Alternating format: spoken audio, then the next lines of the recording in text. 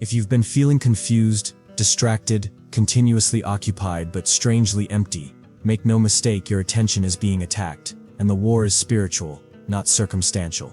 The devil does not need to destroy you, if he can only distract you, as distraction is destruction in slow motion. You were formed with divine focus, laser-sharp purpose, wired into your spirit, but Satan knows that if he can divert your attention away from the kingdom, he can keep your life in disarray. Why do you believe Jesus said in Matthew 6:33, "Seek first the kingdom of God"? Because what you seek defines what you see, and what you see dictates what you serve. The opponent is not frightened of you scrolling, binging, numbing or multitasking. He is fearful of you focusing. Because when you focus on God, strongholds fall. When you focus your thoughts on things above, peace comes. Colossians 3:2. But here's the catch. Distractions don't necessarily appear bad. They might look like opportunity, entertainment, relationships, or even ministry, but their goal is the same: to divide your thinking and dilute your purpose. That's why 1 Peter 5:8 advises you to be sober-minded and vigilant, since your adversary isn't playing games. He's launching subtle attacks with every scroll, notification and comparison,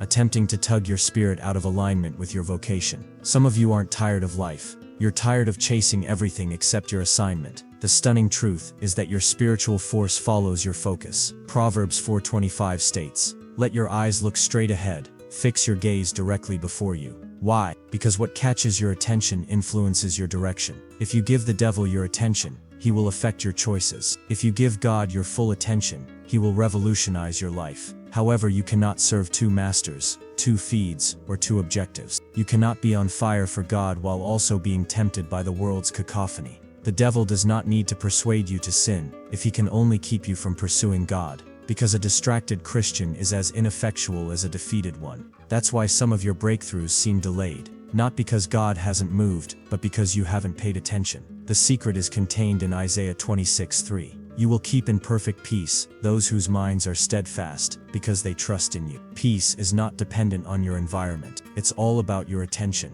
So when the enemy delivers anxiety, busyness, or confusion, it is more than just an inconvenience. It is an invasion. He understands the strength of your concentrate better than you do. And the most risky part, you start calling it normal. Life is just crazy right now. I'm just in a busy season. No one knows. You are engaged in spiritual warfare, and the enemy is gradually stealing your attention. If Satan can't get you to stop, he'll keep you busy enough to forget what's important. But here's a wake-up call. Every time you turn off your phone and open your Bible, you declare war. Every time you choose prayer over panic, worship over anxiety, or silence over scrolling, you are fighting back. You aren't just keeping your peace, you are preserving your calling. The enemy despises attention because it exposes his lies. So get your mind back. Reclaim your concentration. Set your eyes as flint. Isaiah 57. Because God does not call you to do everything. Rather, he calls you to be effective. Distractions prevent you from being effective. He utilizes your wasted time as a weapon.